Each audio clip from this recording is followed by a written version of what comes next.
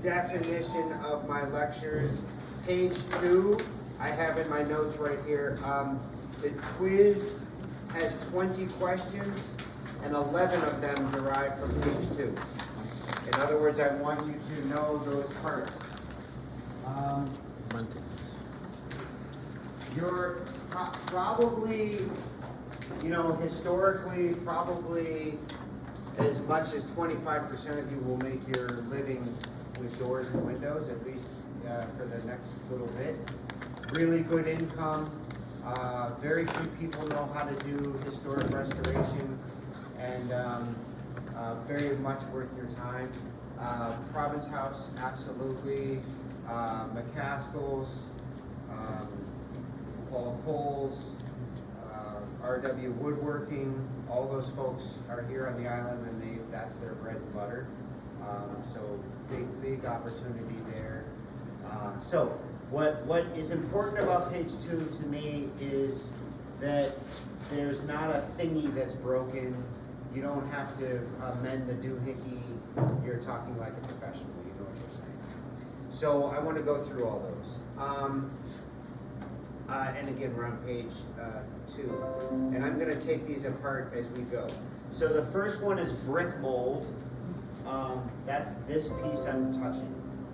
Don't be confused, it's not another piece. If I look at it from the side, it's kind of a flared out piece.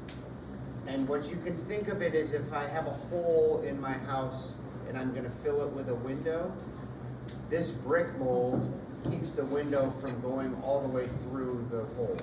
Does that make sense? I fill the hole with this door, and I push it into the hole, and this brick mold are the wings that catch it and attach it to the side of the house. Does that make sense? I don't know why this is banging away so much,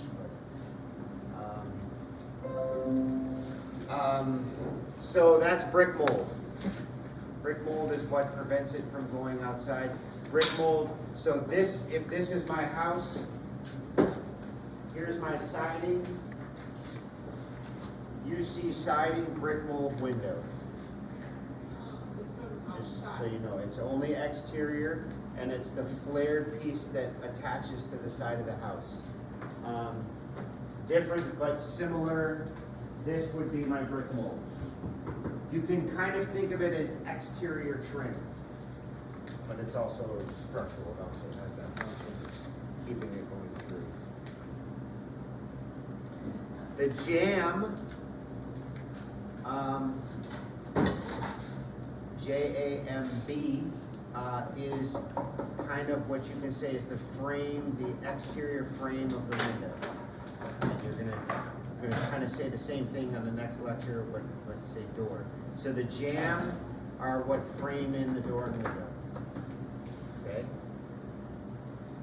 One big definition is style and rail. So all of these things are styles or rails. Rails go left and right, like a rail of a fence. Styles go up and down.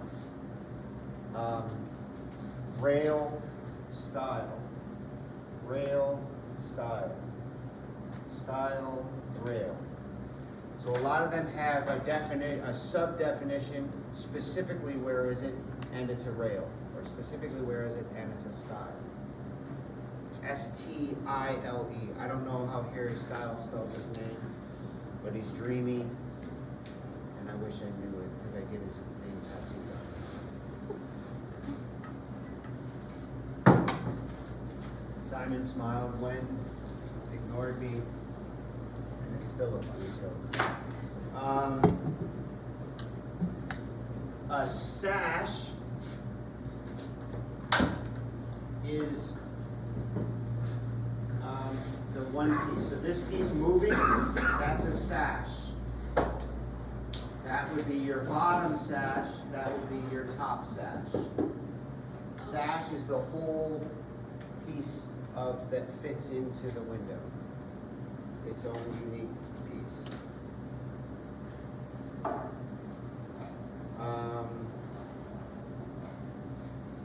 Glazing the formal term for window. There's an old school term, you may have heard it, I'm a glazer. That means I'm building windows, and specifically I'm putting the glass into the windows. And then when I have my sash, that's what I'm moving, I have my bottom rail, and I can say two different ways. I have my bottom sash rail, my top sash top rail, or lock rail. So don't be confused. My bottom sash lock rail is on the top. My top sash lock rail is on the bottom. Does that make sense? No. Is this my, Courtney, is this my upper or lower sash? Lower. Is this the top of the sash or the bottom of the sash? Is there a lock on it? It's my lock rail for my bottom sash. Bottom sash, lock rail, which is also, if I said bottom sash, top rail, same thing. It's like Courtney. And then I have my top sash, lock rail, top sash, bottom rail. So don't be confused. It's just different names. There's no right or wrong. They're both very descriptive and say what it is, but it's not always top or bottom if it's locked, something like that, okay? Lock rail, style, bottom rail, style, etc.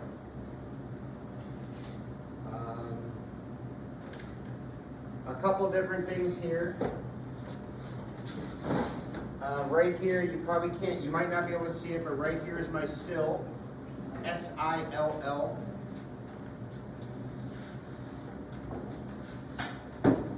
And if I didn't have it at such a funky angle, you maybe be able to see it here. A sill is always on an angle. You could write approximately 5 degrees. The vast majority of them are 5 degrees, but the second I say that, you'll go home and measure, and yours is 3. But basically it's 5 degrees and it's on an angle, and it drips. It's meant to shed water, snow, precipitation. Okay. Also, you probably can't see it unless you're but right here where my finger's rubbing, there's a little kerf sawn into the bottom of the sill, and that's your drip edge or your drip cut. So remember in a lecture last semester, capillary action, again, you're walking, your window would be like this. Your raindrop comes down your brick mold onto your sill. The sill is 5 degrees. Gravity brings it down to brick mold. 5 degree slope on the sill, so it keeps dripping. Then it comes down. And instead of capillary action letting it wrap around the bottom of the sill and wicking back up, that drip edge cuts the capillary action, and in theory at least it lets the water drip off or forces the water to drip off. Does that make sense? So, what's that? Would you work more this way? Thank you.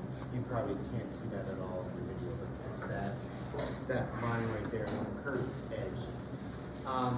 So especially old windows, if you reach under the sill, you'll feel that drip edge. They won't be as defined as this because they've been painted for 150 years and they have a lot of paint in them, but you'll feel a little lip there, and that's exactly what that is, and that's by design. Okay, a few things here. Am I looking at the outside of the window or inside? The exterior or interior, this space? Exterior. What is it? Exterior. Exterior, 100%. I know that for many, many reasons. My putty that faces my glazing is always on the exterior side. Another way of thinking of that, so putty is almost like concrete when it's dry. It's the most solid, waterproof member of all this whole complex piece. On the interior, I have a beautiful piece of trim. So I'm beautiful on the inside, I'm waterproof on the outside.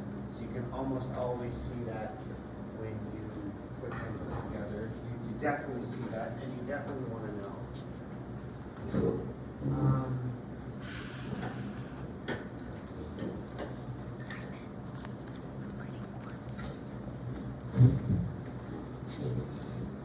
These pieces, the slang term are grills, don't write that down. The real word is muntin bar, M-U-N-T-I-N. Is that on there? Yes. The second picture over, muntin bars. You will hear them, clients will say, oh, I have a broken grill, or I want this new window to match my own old windows, and they have a grill. The proper term is muntin bars. This window, you're going to learn this in architecture as well, is 6/6. And when we give numbers, we're talking about glazing. 1, 2, 3, 4, 5, 6. 6/6, which means 6 on the top, 6 on the bottom. Which means this window, you can write this down, is double hung. So that's I've said a ton of information there. 6/6 double hung window means it looks exactly like that. It would definitely be a different size rectangle, but it would look exactly like that. Double hung means I have hung one window, my second is my double, and it's 6/6, which implies it's got muntin bars and glazed like you see there. Yep. I thought double hung meant that it could move downward. Yes. Double hung also means that both sashes move like this. I'm gonna take this one apart in a minute. I don't have any hardware to hold this. This is just a replica, so I don't have sash weights or anything like that. So if I took the screws out, which I'm gonna do right now,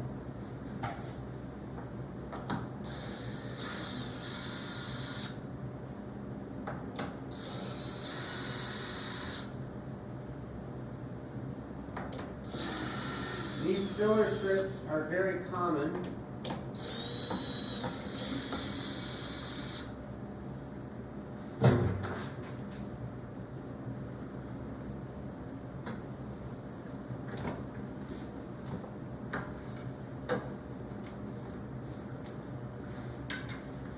These filler strips just fit in the rail for the window to keep the window jammed up. Very common, you'll see these in historic windows. These are not original pieces for the window.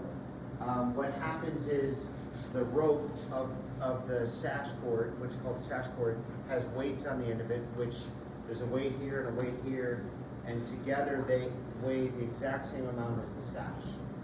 And the idea is when they're functioning and that sash cord goes over the pulley and hangs off the weights on each side, with my pinky I can open and close the window. It's perfectly balanced. What happens is the sash cord dries out, rots, the weights fall into the bottom of the weight pocket, and they're never retrieved again. And then if I don't do something, my window will just keep falling down because there's no weights pulling it up. So we'll put these filler strips in, and they look nice and full, but that's the way it is. So at the moment now, I have a double hung, except it's heavy, like that. And before I had a single hung, only the bottom left. And just to reinforce, here's my filler, straight where the top sash butts down to it. And sure enough, I have an angle. Why do I have an angle here? For the sill? For the sill. Probably that's 5 degrees. So it's all flush and good that way. I also have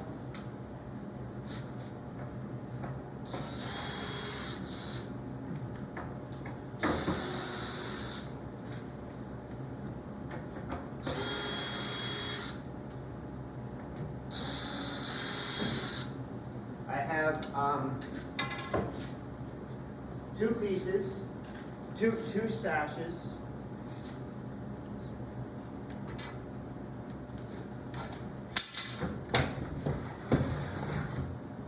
And those sashes have to be kept in concise order. So there's a sash pocket, and there's a sash pocket. Exterior, interior, upper, lower, they're both saying the same thing, just different words. With this stereo, how to be the bottom one and the interior, how to be the top one? Exterior and bottom are always on the inside. Interior and top are all, I just said that opposite. Top is always on that one furthest. Top is always on the outside. There's something in there. Exterior top, interior bottom, are always that way, because again, think of myself as a raindrop. I'm coming down, I hit this glazing, I hit the window, and I slough off. If I had the windows the opposite way, you can let go. My water just goes right in the house, right? So it's all an engineering. Can you go with that, Randy? It's not meant to do that. I want to keep my sashes in their pocket. This is the bottom, so it's interior. That's the top, so it's exterior. And I have sash pockets. Upper, exterior, lower, interior. And to keep those windows divided, I have parting beads. Tyler and I just took one off. Tyler's taking off the center parting bead. Bead like Bead like necklace. a pearl? Parting bead. And there's my parting bead for interior. That separates my lower and upper sash. My interior and exterior sash. And otherwise those windows would be flopping around. There'd be huge air gaps, and they wouldn't be waterproof, airtight, and they clap against each other. Does that make sense? Wouldn't it keep the windows sort of apart by that much? Yes. Would it keep the windows apart by that much? I see. But if you take this window, is this the interior or exterior? Interior. Interior. And if I look at this, is this a stile or rail? Rail. What kind of rail? Lock rail. Lock rail. And you can see on my lock rail, I have a little notch carved out. And if I have that little notch, it's exactly the dimension of my parting bead. So this allows my window to slide past the parting bead, and then within reason, it's airtight, watertight, that sort of thing.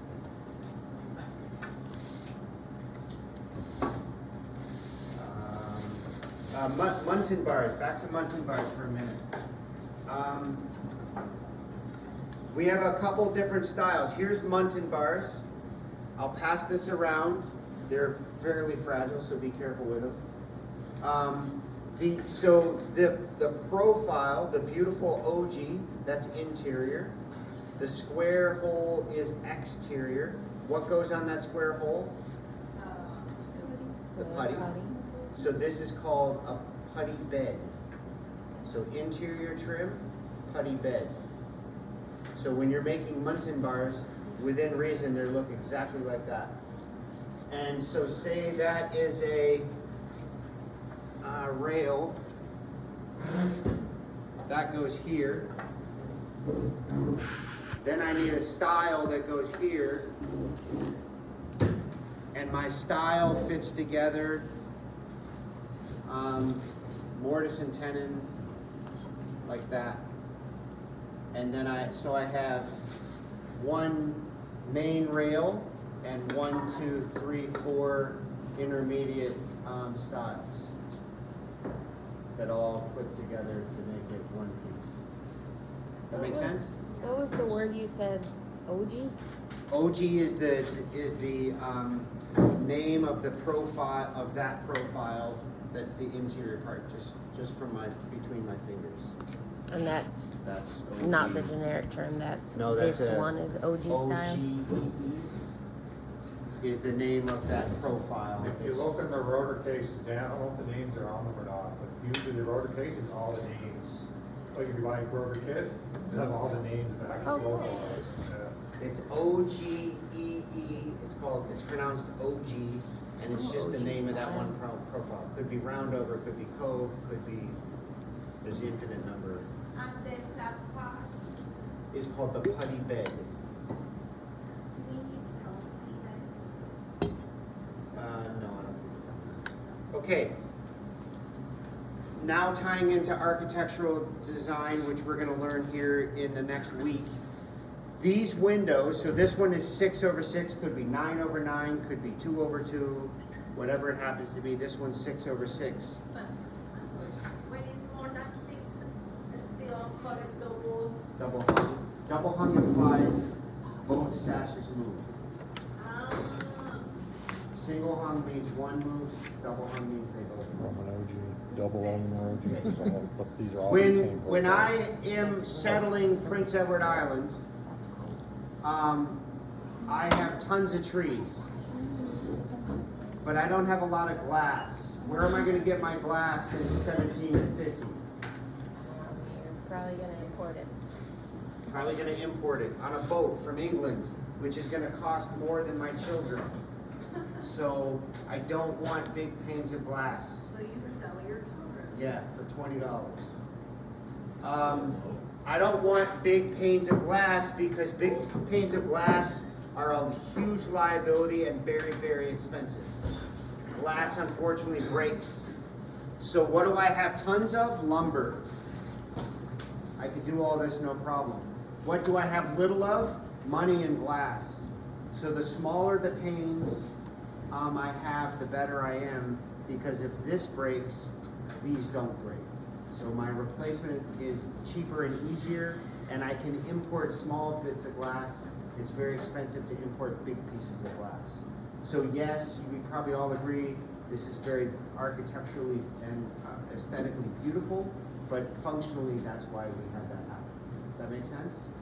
Now we have modern life, and glass is inexpensive and plentiful, and so we still want the architectural beauty of Muntin bars, but we don't need the glazing. Now what's the most expensive part of this window? The big departure The from, wood. no, The work. the labor, right? So so now I'm taking a human and saying, putty, putty, putty, putty, putty, putty. So I'm touching this a whole lot, and I'm charging a fortune because I'm billing myself at an hourly rate. If I have one big piece of glass, and now glass is cheap and plentiful, now that makes sense because I'm just going putty and I'm done. But I'm still a homeowner that wants the Muntin bars and I want it to be pretty. So now I have fake Muntin bars, which are OG on one side and flat on the other, and they'll splice together like that, style and rail. And then they're just an applique on top of one sheet of glass, one sheet of glazing to make it appear that way. There's only one window open at the moment, but those are a double hung, 2 layers of glass, and in the middle of the glass are faux Muntin bars. They're just fake crossbars. But from the road, it gives this appearance. So cheaper, better, way more important, turn of the century. Cheaper, better, way more important, modern. Roughly the same architectural look. You all with me? Where's that? So the purpose is just aesthetic. Totally 100% aesthetic. Cool. Cost me more money and is a pain in the butt. Like if one of those Muntin bars flopped, I'd have to take the window apart, replace it all. I'm paying. But people just like it because It's it looks just like looks. it used to look. That's right. Yeah. Good. Those are the pieces parts. So please know them. Did we cover everything on here? I think so. And should I want to, now that the center parting bead is out, now I can take my bottom window out. That's my sash. And I could take them all out. So I would repair this sash, put it back into place, put my parting beads back in, and then I'm good to go. One thing I didn't do, and maybe during the lecture Tyler can reassemble this lock mechanism. This lock mechanism works so that my rails, my lock rail from the top and my lock rail from the bottom come together, and we want them to slide, which means there's gonna be gap in there. That's air, that's water, that's all that nasty stuff I don't want in there. So when I lock my window, not only does it keep the window from going up and down, but it pinches the two rails together. Once it's rebuilt, I'll demonstrate that. So this lock mechanism, it will be better to show when it's built. But when I go over, that clamshell swings over, grabs the lock, the latch on the other rail, and then you'll see this latch go down. So now it's pinching it in. So it's pinching those two rails in. So just having a hook or something like that isn't enough for windows. It needs to lock and pull together, and that joint action is what makes it waterproof and theft-proof. So all kind of window locks would pull in some way? Yeah, that one's fairly fancy because there's a gear in there. Some are just what's called a clamshell. So as it pulls, it has a steeper and steeper lip, and it's just drawing it together. That's the most common and most inexpensive, less parts to break. But yeah, you have to have a lock and a clasp to make a proper hung window work. Yeah. Okay, is that good? Page 2? Yes. Where can I buy this piece? Can I buy it or I have to build? We have the router kit to make those. The OG, so your home would have your own special design. Your OG, it's probably an OG, but the proportions are almost definitely different than that. But we have lots of options and you can make them. And then the putty bed is just a square shape, so I'm just rattling that through the dado saw. Yeah. No, no, That's right. And how different, I have several windows that need redoing. and making it different kind of wood or special. Almost always pine. Pine, Mine? pine has pitch in it, and pitch is a waterproof option, so it mills very nicely, it's plentiful, and and it lasts a long time in nature by being abused. And by being abused, I mean lacking paint, lacking human intervention, which we should be doing. Yeah. And in this case, the other people I'm gonna put here have to have a hole. No, that How I here, I'll take that and show everybody. So this piece represents right here on this corner. So that's this. But obviously my tenon is way too long. So my tenon in real life would be half the thickness of inside that OG. So I would trim this down, significantly. Almost 2 inches would be cut off of that. There'd be just a little nub, but that's all you need because it can't, once it's locked in, it can't move. to be able to put the other one on the bottom. Yeah. And also, I have my OG in my putty bed, and it would go into my style there, and I would use a longer tenon here into my style.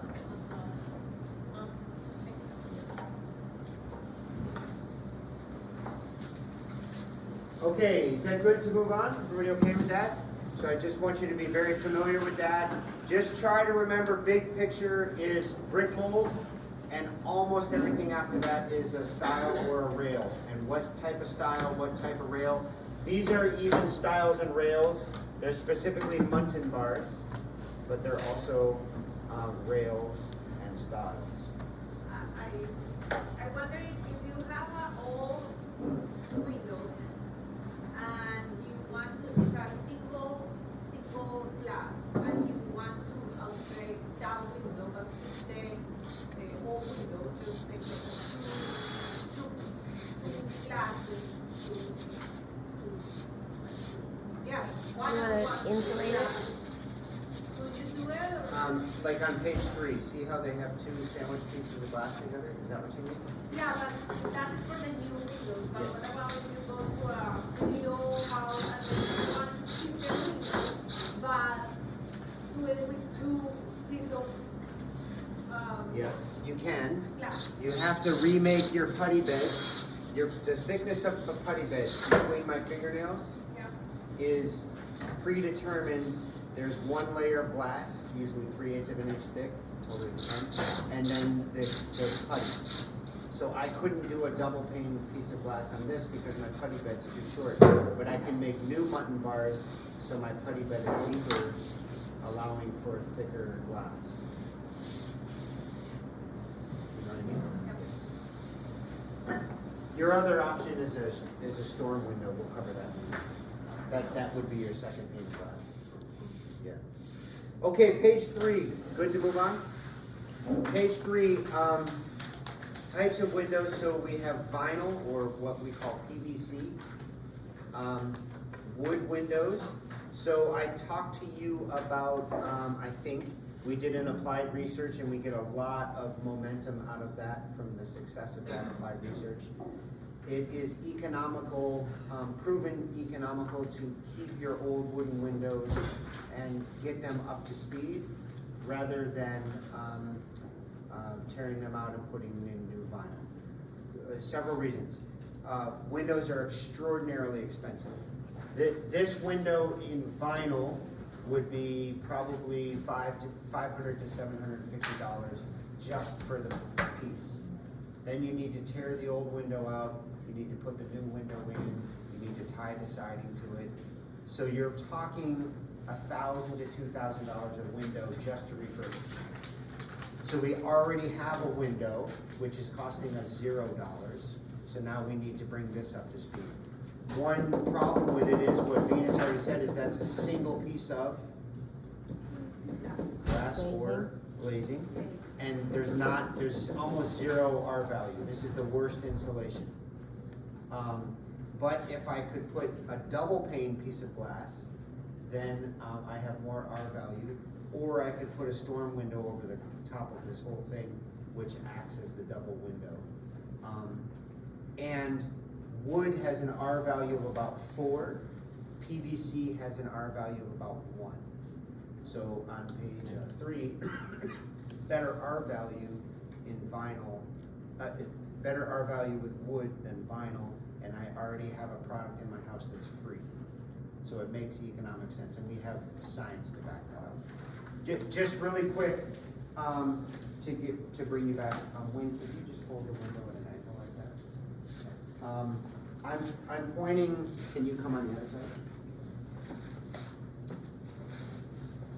I'm pointing right here at the lock. You can see it's double hung, so it's moving, and you can see a big gap. I could pass, 20 pieces of paper thickness through there. And when I lock it, now a thief can't get in, but I still have that gap. And when I lock it, what you probably can't see, but come up during break, when you lock it, that clam mechanism pinches together, and now you can see almost 0 gap, almost completely gone. And so it's a double action. All proper window locks have to have that double action. And thank you, that's perfect. So when you're going to conserve your wooden windows and not tear them out and put vinyl in because it makes economic sense, we also say the window has to be properly functioning. Obviously, all glazings have to not be cracked. The window has to be properly painted and protected. The lock mechanism has to work properly. So there's some TLC that has to happen with that. But I could bring in a carpenter to install a new lock and paint that for $200 rather than $1,000 to $2,000. So it's still significant economic incentive for that. Is that good? So how do we make windows? Out of vinyl, out of wood. Page 4, out of aluminum or aluminum clad in wood. So it depends on the jurisdiction. Prince Edward Island and Charlottetown allow for historic windows to be made of aluminum but clad in wood. So it's almost like you can think of it as a thick layer of paint that happens to be wood. So what the public would see is that, and what's on the inside is aluminum. And one advantage of that is the hollow of the aluminum is filled with spray foam so that there is good R value. And there'd be at least double paint. You can see on page 4, both windows, both glazings in both the aluminum and the aluminum clad in wood have a double glazing, a double pane. So the two pieces of glass, it's still R1. Now you've upped it to R2, which is still completely worthless. It's the dead hollow space in the middle that makes it have R value. It's almost always filled with argon, a gas, and argon reflects sunlight and keeps your window insulated. So it's about the dead air inside, not that it's 2 layers of glass. But are we allowed to manipulate that or that to put it, to fill that gap? Yep, totally. But you need, obviously, you need 2 layers of glass. Yep. And seal all the, Yep. we're gonna do it here? No. Page 5, types of windows. One is a slider, so this is a test question. This is hung, just because it's gonna complicate you, and we're only talking technical, so I want you to know this. This is a hung window, slides up and down, slides vertically. If I turn this on 90 degrees and it slid left to right, slid horizontally, it's called a slider. Slider, hung. You just need to know that. Okay, bottom of page 5, you can write casement windows. Casement, C-A-S-E-M-E-N-T, casement. That's on page 6. Yep. Casement windows, there's all different styles. The first type of casement window is called an awning, that's bottom of page 5. And so just like an awning, it opens like this and produces an awning if you were standing under it. What I want you to know, what you can write on page 5, is I have a window, there's my jamb or my frame, and then the awning opens on an angle like this. You all with me? And what I want you to know, which is a test question, is on a blueprint, when there's a casement window, there'll be a triangle as a symbol written on the window. So you're building a house, you're installing windows. What type of window is that picture on the blueprint? It would look like that, and it would have a triangle. And what I want you to know is the triangle points towards the hinge of that casement window. Test question. And so because it's pointing towards the hinge in this configuration, that means it's an awning window.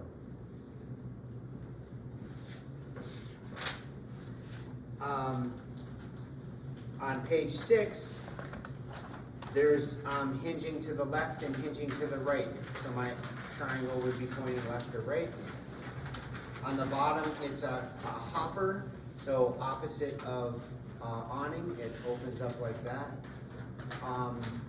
Almost always just used in factories for mass air intake or mass flow out, because you can imagine if it's raining, you wouldn't want to open your hopper window. And then page 7 is double hung or single hung windows like the one behind me.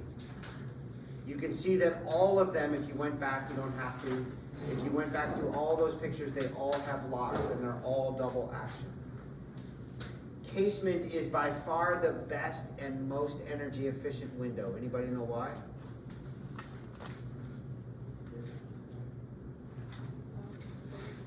It's why are casement windows the most energy efficient? You could close it pretty tightly. It doesn't have rubbing. Wind, air movement, you can close it tightly. It's hinged on one side, so it is rock solid on one side. And then I have a double action locking it, which is perfect. I have a double action here, but not on the left, not on the right, and not on the bottom. So on a micro level, I can wiggle that window back and forth, which means I have air and water and everything infiltrating, where a casement is much more secure. You'll notice on doors, I'm ahead of myself, I'll get to that later, go ahead. In Germany, most of the house windows open like a casement. Yes, And tilt. yeah, they'll be, They have really Yeah. cool. yep. And a lot of modern double hung, like in my house, you can pull two levers and actually the whole window comes out. Yeah. But you can tilt it down like a hopper, you can lift it up like an awning. And that's mostly about washing the windows, keeping them clean. But yeah, you're right. Okay, and then the bottom, page 7, is fixed. So that means they don't do anything. It's just a piece of glazing stuck into a jamb, the jamb stuck into the wall. They're just literally there for letting light in. They don't move, they don't do anything. Page 8, bay window, bow window. Bay is what's most common, and those are on hard angles, often 245s, and it's just a bump out into the world. And a bow is either more segments or actually round. They're both basically the same thing, and we're gonna talk about bay windows a lot in architecture. Just a way of letting more nature, more sunlight into your home. If glass does great, then a whole bunch more glass breaching out into the world is even better, is essentially the theory on that. Skylights, opening or fixed. Same thing, but up through your roof instead of your wall. And then glazings, you can see bottom of page 9, I have single, double, or triple. Remember, your worst choice of insulation ever in your life is our windows. The R value on them are ridiculous, ridiculously bad. This one's about an R5, R5.5, almost 6. And the best windows in the world, which are built in Germany, which are triple glazed, like bottom right picture on page 9. And they're hazy. You can see light filter through them, but you can't even really see through them. It's like a smear of Vaseline is on them, and they're an R13. And they're the best you can absolutely buy. So windows are not your best investment for R value, but they're our best investment for sanity. You wouldn't want to live in a concrete box with no windows, so it's a compromise for sure. Typically double glazed. Everything we see in our life is double glazed in modern buildings, including right here. You'll also see, if you quickly go back to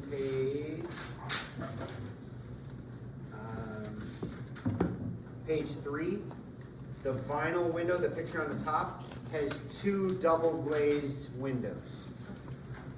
That is very, very common in sliding glass doors.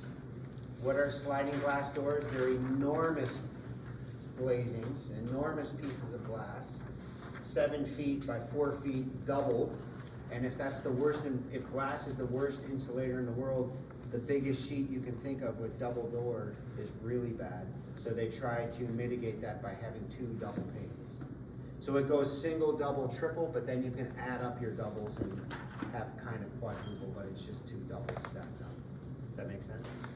If you're making windows out of wood, do you buy double glazings that are already put together?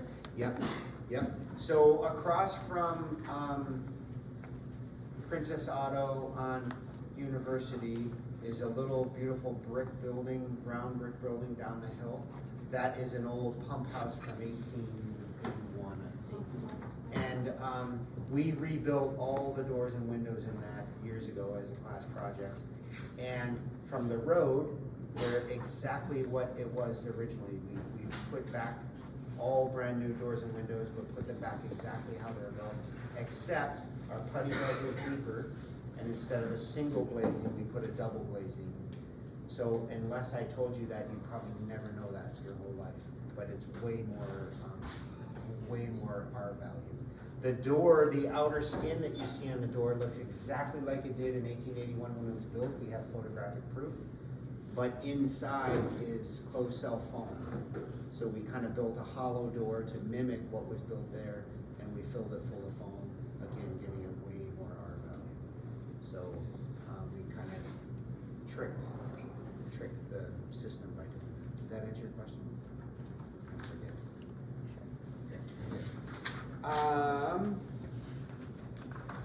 Page 10. When I'm putting a window in, I have a void in my wall. I cut a hole in my wall because I want to put a window there. Now I have to fill something in that void. I'm going to put a window.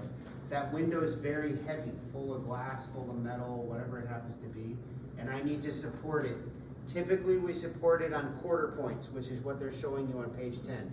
I'll put shims down, and I'll put my window on top of those shims so that it's perfectly level, perfectly situated in that void, and load bearing, those shims load bear.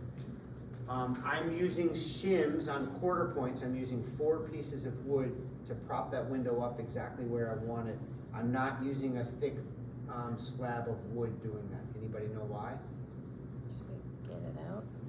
To get it out? Because of thermal bridging. I want to fill as much insulation around the gap between the wall and the window as I can with insulation, and that includes underneath. If I had a solid piece of wood, it wouldn't be much stronger, and I would have thermal bridging. I would have frozen wood on the outside and warm wood on the inside. So I'm trying to mitigate that as much as possible. I want you to know page 11, you don't have to know the numbers, I just want you to be aware of it. If you have a bedroom in Canada, you need egress. You can write the word E-G-R-E-S. E-G-R-E-S-S, egress. And that's a fancy word for emergency exit. If I have a bedroom in Canada, I need 2 exits. My door to my bedroom is 1, but if that's engulfed in flames, I'm trapped in my room. So I need a second exit. Most of us only have 1 door to our bedroom, so the window becomes your egress, which means emergency exit. It's not ideal, it's not perfect, but it's a heck of a lot better than burning to death. So you may scratch yourself, you may hurt yourself, sprain your ankle, blah, blah, blah. We know that, but it's way better than the alternative. So it's egress is a fancy word for emergency exit, not proper exit. And what I'm getting at, and I don't need you to know any more than that definition, your body has to fit through that window if that's your emergency exit. So if it's a window that big, it's no good because you can't squeeze through that. So there's a mathematical formula that says if it's an egress window, and in your bedroom, if you don't have 2 doors, you need an egress window, you have to fit those parameters. But I don't need you to memorize that. Skipping ahead, on page 15, page 14, you'll see that those are the exact, you'll be tested on this too, with Casey, not me. When you have a blueprint and it has windows in it, and you're gonna build houses with blueprints with windows in it, it's gonna be fixed, combination, casement. Look at where that triangle is pointing. The point of the triangle goes towards the hinge. Double, single hung, or slider. Those are all the different symbols you'll see. Page 15, what I want you to write down is width times height. Width times height. That's how I talk about windows and doors. When I go to a carpenter and I say, build me a door or window, I'm telling her I want 24 by 48. 24 inches by 48. I'm telling that carpenter I want it 24 wide, 48 high. Width times height.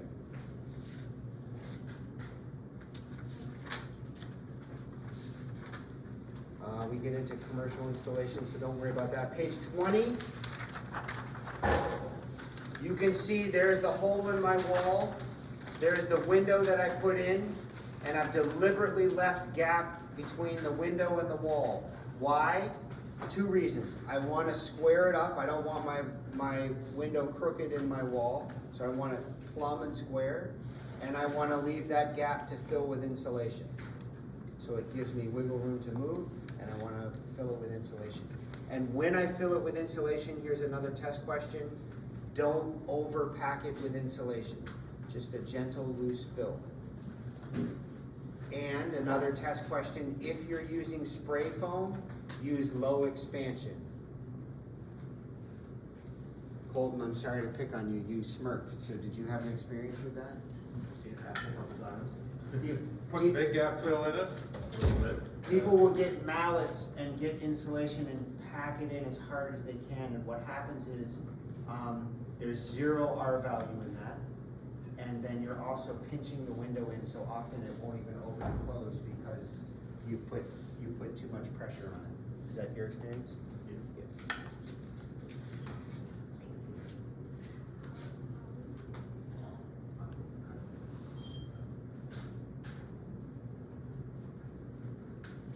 These button bars are up here. If you want to look at them more, you're welcome to.